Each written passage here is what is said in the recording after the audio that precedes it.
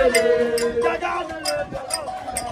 Gaga nyara kula ikasiri kakesi na bombele. Kobonya nanoga aladuga o mano. Kobonya aladuga o. Kana fefe ma fena e. Kobonya te aladuga o ma fesa e. Kobonya nanoga aladuga o. Kobonya te aladuga o ma fesa e. Ala ma usi ape ala. Mola saboye o wae. Ala ma usi ape ala. Ape ala o dumoni. Tuwaga ala ma usi ape ala. Tobulele ala lo. Ala ma usi ape ala. Mola saboye o wae. Ala ma usi ape ala.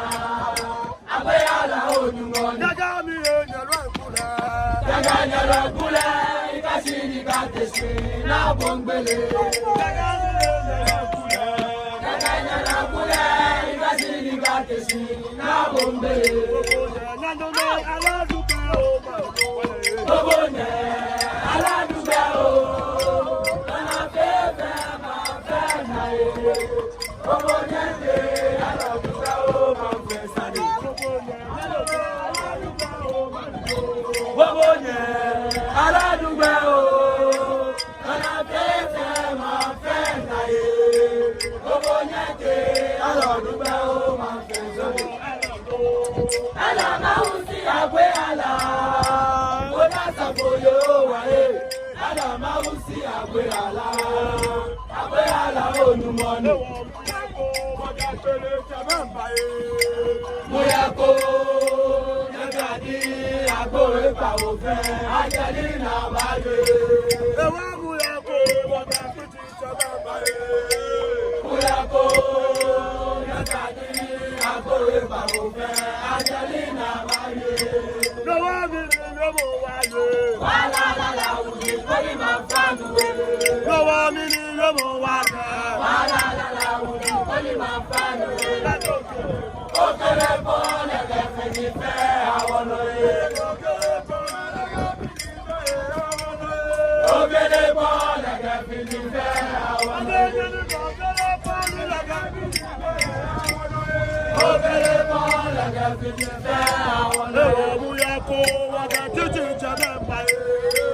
Muyako nyakadi agboe pa ofe. Angelina baye. Lowa mini lomo waye. Wala la la uji koni mafanu ye.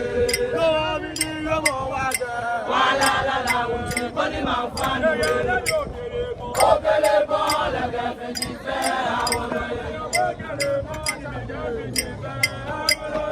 Okele bole gefe jife awono ye. Muyako waga Muyako nyakadi agboe pa ofe. Angelina baye. Awa miga anu kwale yomo ni mo yo wa janjo na nyebe. Anu kwale yomo ni ma ye na nyebe. Anu kwale janjo na nyebe.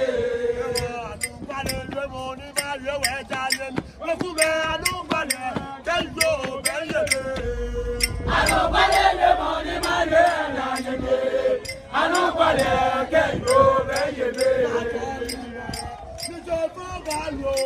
Nako imbe, je fo baye, je mo fe, kote madole. Ewo nako imbe, je fo baye, yaje. Nako imbe, je fo baye, olulo, je mo fe, kote madole. Lowo anukwale le mo ni ma ye ganyebe. Anukwale ganjo ganyebe. Ewo anukwale le mo ni ma ye we. Oguma anukwale o, ganjo ganyebe. Anukwale le mo ni ma ye ganyebe. Anukwale ganjo ganyebe. Anukwale le mo ni ma ye we ganyebe. Oguma o, ganjo ganyebe. Anukwale le mo ni ma ye ganyebe. Anukwale ganjo ganyebe. Nako imbe, nyanyo jefo ba lo yede. Nako imbe, jefo ba ye. Olulo.